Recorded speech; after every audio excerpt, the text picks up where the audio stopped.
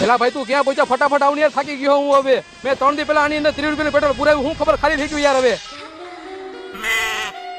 અરે કાંઈ વાંધો નહીં ભાઈબંધ, તું નિરાતે આવ ને, આપણે કાંઈ ઉતાવળ નથી. આ જોનો ભાઈબંધ નું હોન્ડા લઈને આવ્યો હોય યાર, ગજબનો માણસ એવડો હોન્ડા રાખે બોલ. મારા ઘરે જો સ્કોર્પિયો હોય, એક થાર હે, એક કેટીએમ હે, 2 બુલેટ હે. ડાબો મારવાનો ટાઈમ નથી. એલા ભાઈ તું મારા બંગલે જા ફટાફટ, મારા હાટુ હોન્ડાની ઘડી લેતો જા, તડકો હોય તો પહેરવી હે મારે.